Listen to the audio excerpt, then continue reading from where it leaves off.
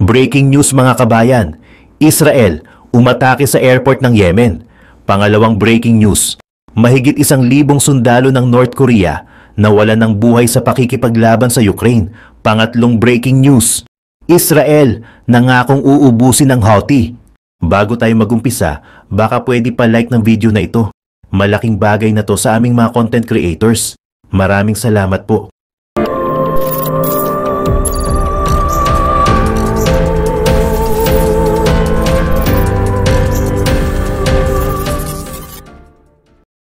Sinabi ng militar ng Israel na inatake nito ang maraming target na nauugnay sa mga Houthi rebels sa Yemen, kabilang ang Sana'a International Airport at 3 ports sa kahabaan ng Western Coast. Ayon sa militar, ang mga pag-atake na isinagawa noong Huwebes ay tumama sa Hezias at Ras Kanatib Power Station ng Yemen. Nasama rin dito ang military infrastructure sa mga port ng Hodeidah, Salif at Ras Kanatib. Ang mga pag-atake sa airport ng Sana'a at sa power station ng Hodeidah ay iniulat din ng Al Masirah TV, ang main television news outlet na pinapatakbo ng mga Houthis.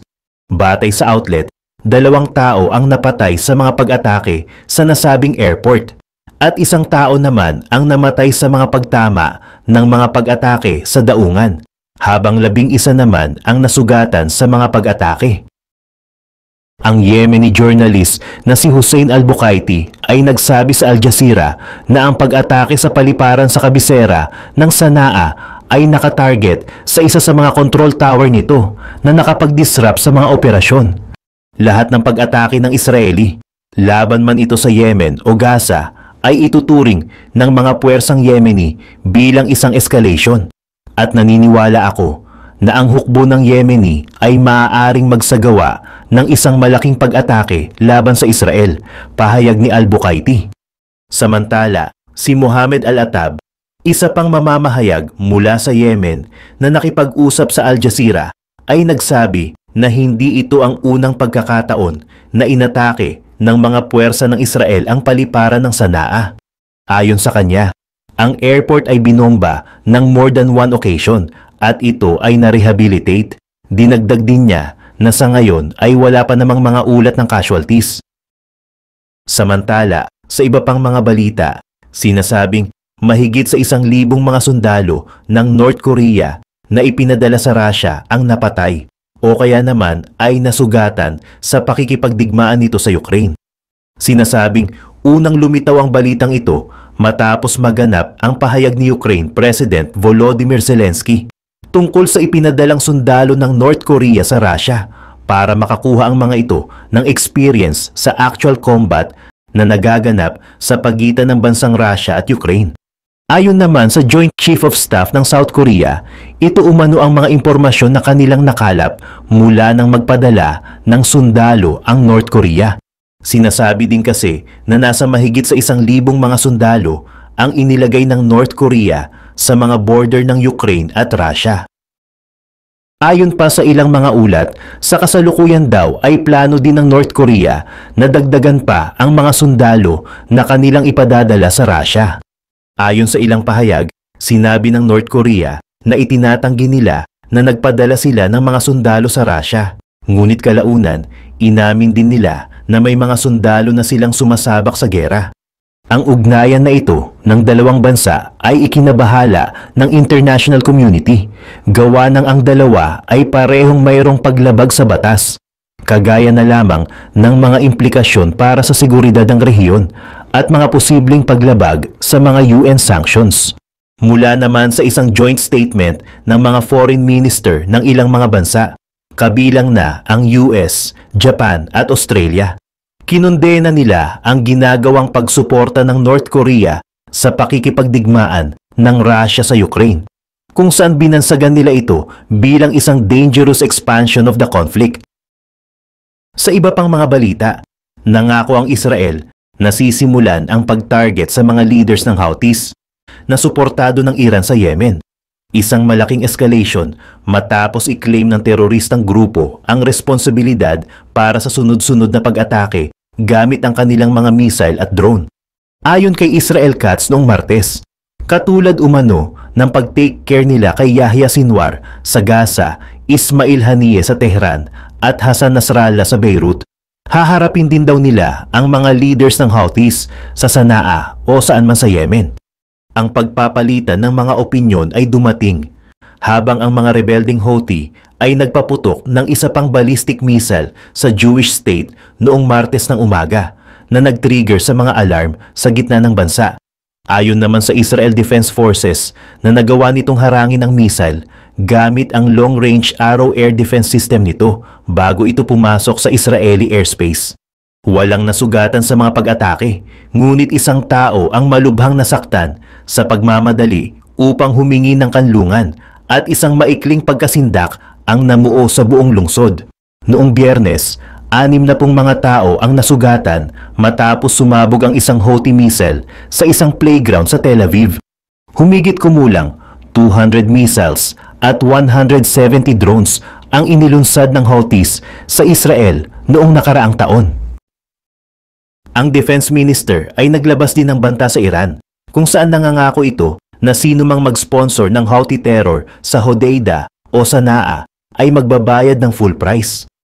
Kilala ang Iran na sumusuporta sa mga Muslim extremist sa rehiyon at sila din ay nagbigay ng malaking bahagi ng pondo para sa mga Houthis, mga Hezbollah sa Lebanon at sa Hamas sa Gaza. Ito ay sa panahon ng kanilang mga ginagawang pagsalakay laban sa Israel. Noong Lunes, nangako rin si Katz na i-decapitate nila ang Houthi leadership. Naisip mo na ba kung bakit ang Pilipinas ay napakahalaga para kay Lee Kuan Yew? Si Lee Kuan Yew na tinaguri ang ama ng modernong Singapore ay tagapagpataguyod ng isang strategic vision na nakapagpabago ng isang maliit na lungsod at estado na naging pandaigdigang sentro ng kalakalan at pananalapi. Ang kanyang matalas na pangunawa sa geopolitical ay naging mahalaga para sa paghubog ng mga patakaran sa panlabas na politika at pang-ekonomiyang estratehiya ng Singapore. Ang Timog Silangang Asya na isang rehiyong binubuo ng iba't ibang kultura at estilo pagdating sa larangan ng politika ay maituturing na mahalagang lugar para sa pandaigdigang geopolitics. Ang Pilipinas ay lumitaw bilang isa sa mga bansa na nagbigay ng contribution dahil sa estratehikong lokasyon sa karagatan na nagbubukas ng pintuan sa pagitan ng Pacific at iba pang bahagi ng Timog Silangang Asya. Kinilala ni Lee Kuan Yew ang malaking potensyal sa pamamagitan ng pagpapalakas ng malalimang ugnayan sa Pilipinas na pabor sa interes sa Maynila. Sa pamamagitan nito, maaaring gamitin ng Singapore ang kaniyang posisyon upang mapalakas ang impluensya at seguridad sa rehiyon. Ang relasyong ito ay hindi lamang nagpapamalas ng diplomasya, kundi isang estratehikong pagkakasundo na nagpapalakas sa posisyon ng mga bansa pagdating sa international na larangan. Paano nga ba nakaimpluwensya ang geographically at political na landscape pagdating sa mga estratehiya ni Lee? Sa katunayan, ang historical na connection sa pagitan ng Singapore at Pilipinas ay umaabot sa mas malalim na kasaysayan kaysa sa inaakala ng marami. Matibay ang ugnayan ng mga ito bago pa man nagdeklara ng kanilang kasarinlan ang mga bansa sa panahon ng kolonyalismo na kung saan parehong nasa ilalim ng malakas na impluensya ng kapangyarihang ng Europeo. Ang pagbabahagi sa mga karanasan sa mga panahong ito ay nagtatakda sa fundamental na pangunawa sa pagitan ng dalawang bansa. Sa pagtuklas ng mas malalim sa kasaysayan ay nalaman na ang mga tao sa Singapore at Pilipinas ay mayroon ng malalim na ugnayan na nagsimula pa noong ika-17 siglo. Mayroong mga naitalang palitan ng mga mangangalakal at manlalakbay na naglalakbay sa pagitan ng mga isla, nagbabahagi ng kalakal, kultura at kaalaman. Ang mga interaksyong ito ay hindi lamang limitado sa kalakalan, kundi naging pundasyon din ng isang magkatuwang na pagkilala sa iba pang mga bansa sa Timog Silangang Asya. Mas lalo pang lumakas ang ugnayan ng dalawang bansa noong ika-20 siglo dahil pareho silang naghahangad ng pagkakaroon ng kasarinlan.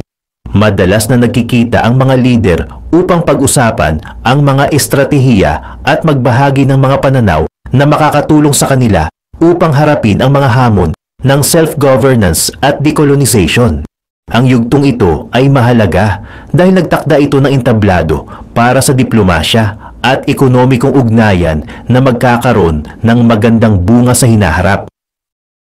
Ang historical na ugnayang ito ay nagmula sa isang magkatuwang na pangitain kung saan kinikilala ng mga lider ng dalawang bansa ang mga potensyal sa pagkakaisa sa Timog Silangang Asya. Ang mga bining itinanim ng aktibong interaksyon at mutual support ay lumago at nagbunga ng matibay na partnership na tumagal sa kabila ng mga pagsubok. Ang historical na ugnayan na ito ay simula pa lamang, ngunit ano nga ba ang nangyari pagkatapos ng kasarinlan sa post-independence diplomacy? Habang nagbabago ang mga bansa, nagbabago rin ang kanilang mga ugnayan sa kasaysayan ng geopolitics sa Timog Silangang Asya. Ang mga tungkulin na nag-uugnay sa Singapore at Pilipinas ay masalimuot na hinabi sa pamamagitan ng diplomatikong pagsisikap ni Lee Kuan Yew.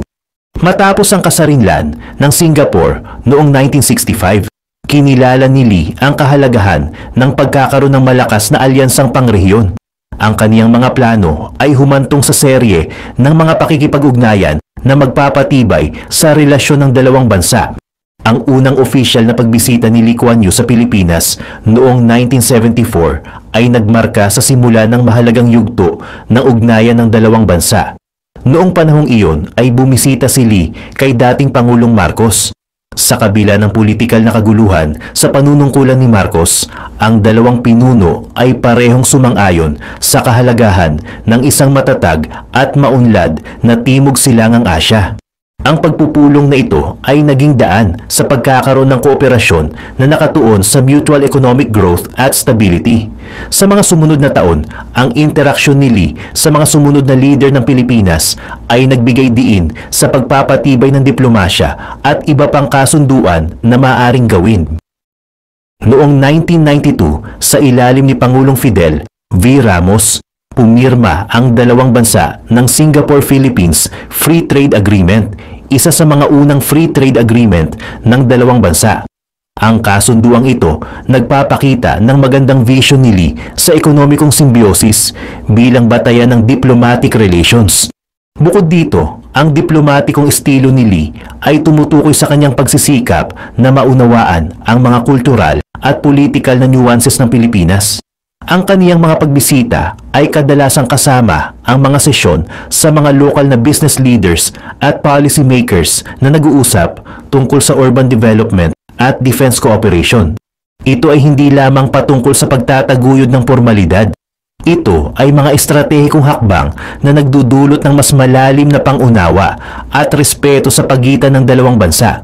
Bukod pa rito, ang Pilipinas ay nakikita ni Lee bilang isang pangunahing kasosyo. Ang kanyang advocacy para sa kahalagahan ng Asian centrality at regional security ay nagpapalakas sa Pilipinas upang magkaroon ng mahalagang papel sa katatagan ng Timog Silangang Asya. Bukod pa rito, ang ekonomikong ugnayan ay lumalakas sa pagitan ng dalawang bansa. Mahalaga rin na maunawaan ang mga strategic economic maneuvers na ipinatutupad ni Lee. Ang kaniyang mga vision ay hindi lamang limitado sa simpleng political na alyansa.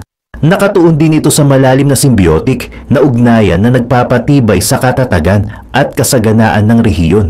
Siya rin ang naging instrumento sa pagbuo ng mga patakaran na nagtataguyod sa pamumuhunan ng Singapore at Pilipinas. Ito ay hindi lamang isang kilos ng kabutihan, kundi isang pinag-isipang strategy upang palawakin ang mga economic partnership ng Singapore at bawasan ang dependency sa mga traditional na pamamaraang economic. Ang Pilipinas na maituturing na may malawak na likas na yaman at estratehikong lokasyon ay tumutugma sa pagkakaroon ng mataas na level ng teknolohiya at service-oriented na ekonomiya sa Singapore. Sa larangan naman ng kalakalan, nakita ni Lee ang mga potensyal sa pagkakaroon ng mga balanseng kasunduan sa kalakalan. Sa ilalim ng kanyang gabay, nagkaroon ng mas madaling access ang mga markets sa Singapore at Pilipinas. Ang mga kasunduang ito ay may kaugnayan sa iba't ibang sektor mula sa electronics at telecommunications hanggang sa agrikultura at biotechnology na nagtataguyod ng dynamic na palitan ng mga kalakal, serbisyo at iba pang expertise. Ang pamumuhunan sa infrastruktura ay isa pang batayan ng ekonomikong estratehiya ni Lee, kung saan kinikilala ang Pilipinas sa pagkakaroon ng matatag na infrastruktura na mahalaga para sa paglago ng ekonomiya. Ang mga kumpanyang Singaporean na sinuportahan ng mga patakaran na itinaguyod ni Lee ay malaki ang ini-invest sa mga proyekto sa Pilipinas. Kasama na rito ang construction sa mga roads and bridges hanggang sa mga pasilidad sa enerhiya at tubig. Ang mga pamumuhunang ito ay hindi lamang nakatulong sa pag-unlad ng Pilipinas, kundi nagbigay din ng mahalagang oportunidad sa paglago ng mga kumpanya sa Singapore. Ang mga joint ventures ay nagkaroon din ng mahalagang papel. Sinuportahan ni Lee ang mga proyektong nagtataguyod ng kalakasan ng bawat bansa. Pakikipagtulungan sa sektor ng information technology at business process outsourcing, na kung saan maaaring magbahagi ng kaalaman at resources ang dalawang bansa upang palakasin pa ang kanilang pagiging competitive pagdating sa international na antas. Sa makatuwid, ang vision ni Lee Kuan Yew para sa Timog Silangang Asya ay nakatuon sa kasaganaan at mutual na seguridad. Naiintindihan niya na ang kasaganaan ng Singapore ay palaging konektado sa mga katabing bansa. Ang Pilipinas na may malaking geopolitical na posisyon, malawak na populasyon, ay mayroong malaking papel para rito. Samantala, pinuri ni Lee ang katatagan at determinasyon ng mga negosyanteng Pilipino. Nakita niya sa Pilipinas ang mga bagay na pinapangarap niya para sa Singapore. Itinuturing niya ito na isang bansa na hindi lamang nakatali sa mga geographically na limitasyon, kundi pinapalakas ang mga negosyo sa pamamagitan ng kasipagan at pagiging mapag-imbento. Ang paggalang at paghanga na ito ay nagbunga ng mga initiative na naglalayong palakasin ang bilateral na ugnayan na nakatuon sa ekonomikong kooperasyon at mga estratehikong alyansa. Sa kabila ng mga hamon na kinaharap ng Pilipinas, ay nagkaroon pa rin ito ng reforma sa pamamagitan ng matalinong pamamahala. Si Lee ay interesado sa paraan kung paano pinapamahalaan ng isang bansa ang magkakaibang demographics at resource-driven na ekonomiya. Isinama niya ang mga pananaw na ito sa kanyang mga plano para sa pagkakaroon ng multiracial at multicultural na lipunan sa Singapore. Ang strategic interest ni Lee ay hindi lamang limitado sa simpleng diplomasya, kundi ito ay patungkol sa paglikha ng isang rehiyonal na balangkas, kung saan ang mga bansa ay maaaring umunlad ng sabay-sabay gamit ang kanilang natatanging lakas laban sa mga pangkaraniwang hamon. Dahil dito, kanyang itinaguyod ang cohesive potential ng Asya na inaasahan niyang magkakaroon ng malakas na counterbalance sa mas malalaking bansa na nangangarap na magkaroon ng impluensya sa Asya. Ang blueprint na ito ay hindi lamang patungkol sa politika at ekonomiya. Ito ay patungkol din sa pagpapalakas ng grupo ng mga bansa na magiging matibay at may kakayahan na magtagumpay sa mga pressure ng pandaigdigang pagbabago at mga internal na pagsubok. Ang mga vision ni Lee ay humubog ng isang natatanging ugnayan sa Pilipinas, ngunit paano kaya ito nakakaapekto sa atin sa kasalukuyan? Ang impluensya ni Lee para sa pagpapalakas ng diplomasya at ekonomikong ugnayan ay nagbukas ng daan para sa isang matibay na partnership na umaasa sa mutual na respeto at magkasamang paglago. Ngayon, nakikita natin ang pamanang ito sa mga iba't ibang proyektong bilateral at kasunduan. Halimbawa, ang pinalakas na partnership sa pagpapalago ng iba't ibang larangan gaya ng teknolohiya, edukasyon at infrastruktura. Ang mga inisyatibong ito ay hindi lamang nagpapalakas sa ekonomikong paglago, kundi nagpapadali rin ng palitan ng kultura at pangunawa. Bukod dito, ang taunang Singapore-Philippines Interministerial Meetings ay nagpapakita ng patuloy na kooperasyon na nakatuon sa inobasyon para sa katatagan ng dalawang bansa. Ang mga interaksyong ito ay patunay na ang pamana ni Lee Kuan Yew ay nakakaapekto sa ugnayan ng dalawang bansa mula sa historical hanggang sa ekonomikong aspeto. Ang mga historical na koneksyon na umabot hanggang sa mga mapangahas na panahon ng post-independence Asia ay nagtakda ng pundasyon para sa isang matibay na partnership. Ang relasyong ito ay itinaguyod sa pamamagitan ng diplomasya at ekonomikong interdependence na nagpalakas sa posisyon ng parehong mga bansa sa international na antas.